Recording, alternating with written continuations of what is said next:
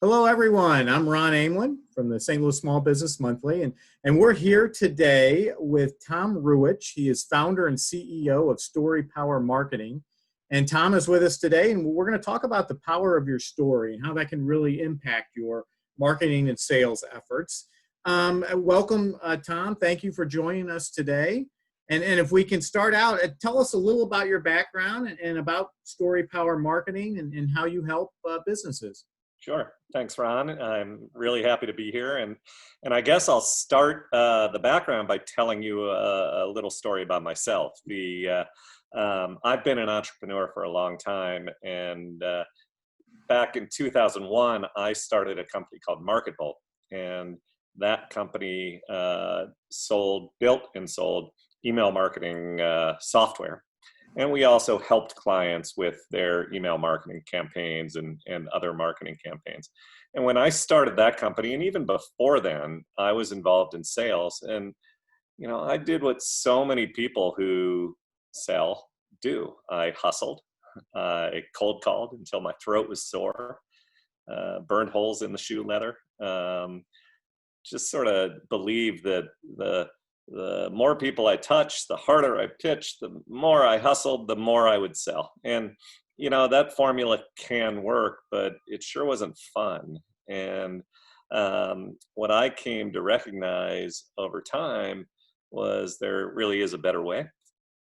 And that really came home to me when the sales rep for MarketVolt had an experience where a prospect literally jumped into his arms after he shared with her some of the features and the benefits of our product. And really it became, what happened is she said, wow, this is going to save me so much time, and this is going to make my life so much better, and this is going to make it all so much more comfortable and better for me because of those features.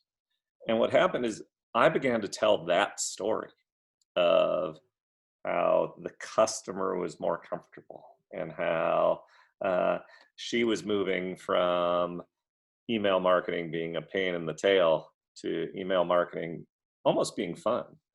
She was moving from frustration to satisfaction. She was moving from annoyed to, feeling like this is a piece of cake.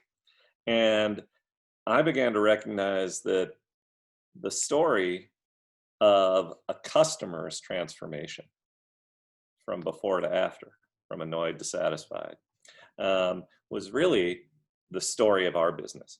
Didn't really matter where I came from. Didn't really matter the underlying technology of our software. Sure, we would talk about features eventually, but it really started with the story of how you, the prospect, can move from point A to point B. And as we began to weave those stories in to what we did, I began to recognize the power of story.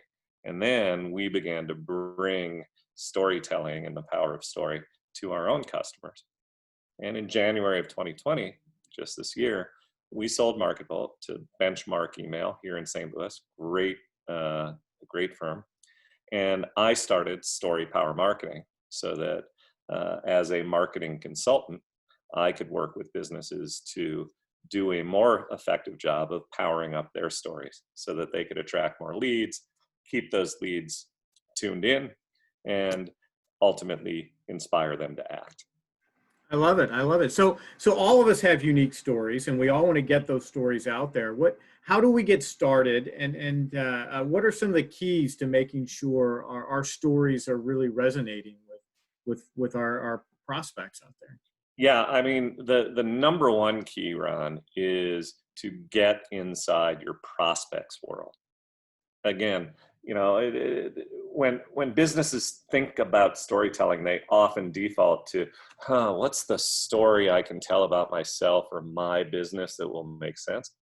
Those stories have a place. I just told us.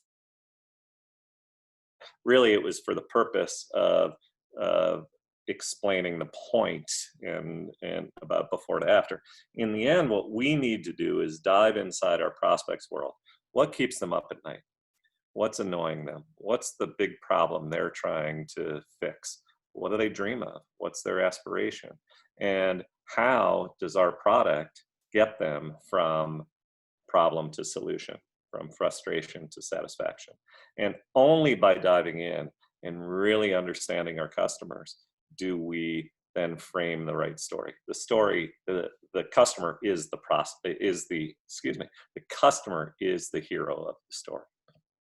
Yeah, and that's a different mindset than I think most people are used to thinking about when they think about their business.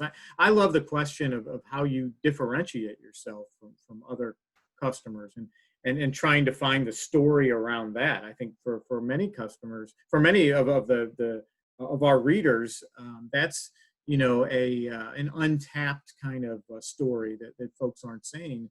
How when you're the small grocery store, how do you differentiate yourself from Deerbergs and Schnooks? And the answer to that question is your story. I mean, you have this, international cheese selection, and that's why people are coming from miles to come to your grocery store or whatever the example is. But Yeah. that's really your story, and many times it just doesn't get told.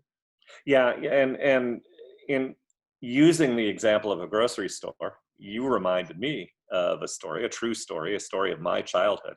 I grew up in St. Louis County, and not far from us, our neighborhood grocery store uh, was a store called Flotkin's. The Flotkin family ran a grocery store on Olive Boulevard in St. Louis. And I remember as a kid going to Flotkin's with my mom and walking in and going to the butcher counter and the butcher saying, "Hi, Ann, how are you doing today?" Um, and fine. And they would have a conversation, and he would ask about, how's Wally, my dad? How's Mike, my brother? You gonna buy a roast again for, the family dinner on Sunday? Those sorts of things. And that it is um, a great example of how the small business differentiates itself, consistent with what I was saying before. The way that that grocery store differentiated itself from the bigger store is the personal connection, knowing the customer, knowing what the customer needed and what journey the customer was on, and being able to articulate that either through direct customer interaction like the one I described, or being able to articulate it in marketing. What is it that the customer wants? And for the small store, it might be, I want to feel pampered. I want to have that personal attention. And so telling stories of customers who experience that, a hypothetical customer or a real customer through a case study or a testimonial, that's a great example. Do you have any other examples to get us to think about this storytelling process a little bit? Yeah, I mean, I work, for example, with a managed service technology firm, and not a very sexy thing, We're Microsoft certified. We have a 24/7 help desk and Cisco firewalls and blah blah blah. And if you go to websites for businesses like this, that's the sort of thing that you're going to see oftentimes. Here are all of our technical credentials, and here are the things that we do and the services that we provide.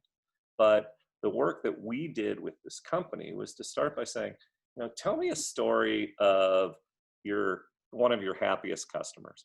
Where were they before they came to you?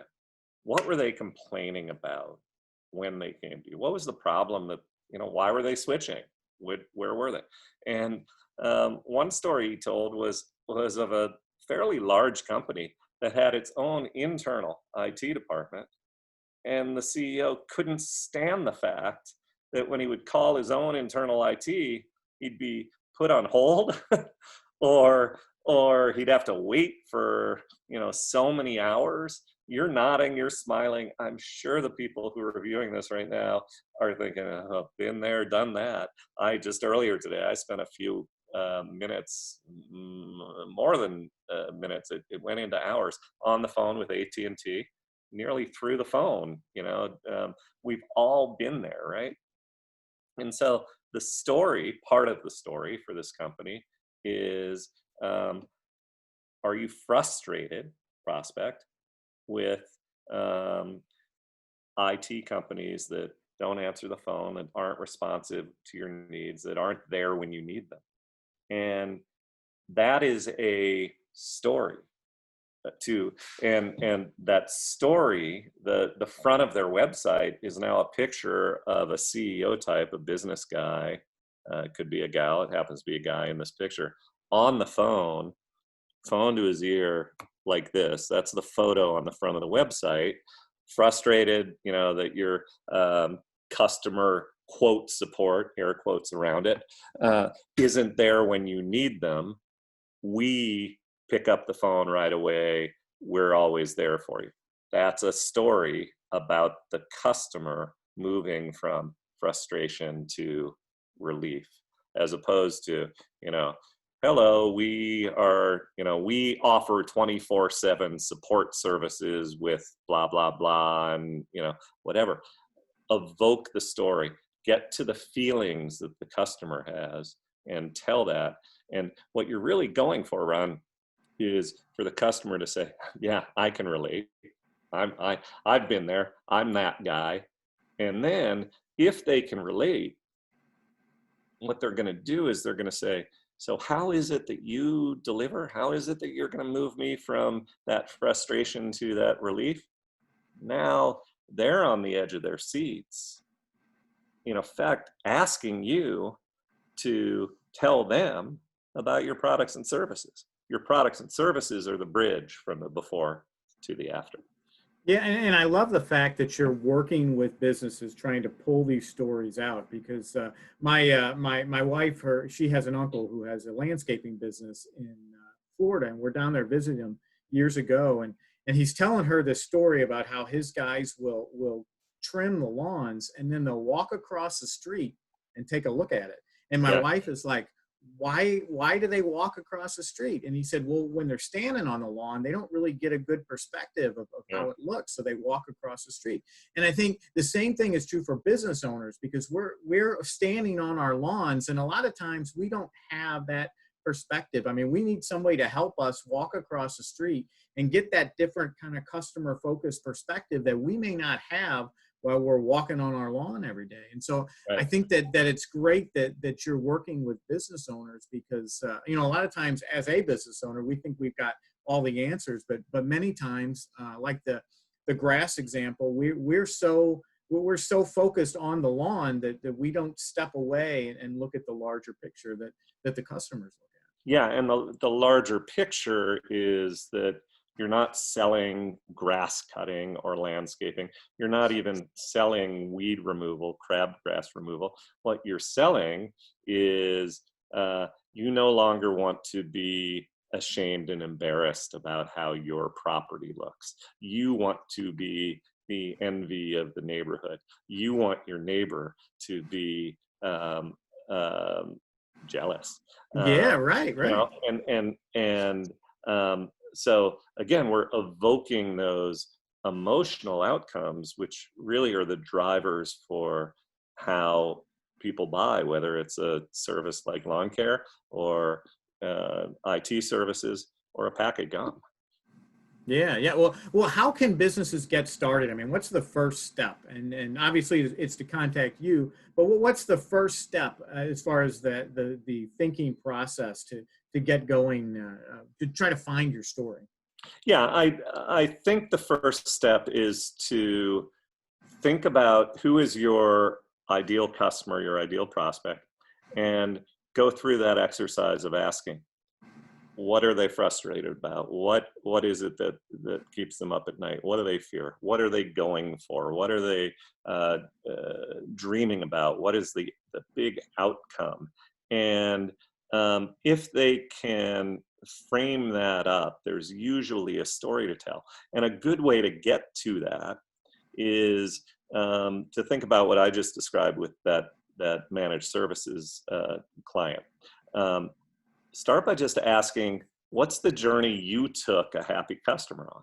Where were they before? where are they now?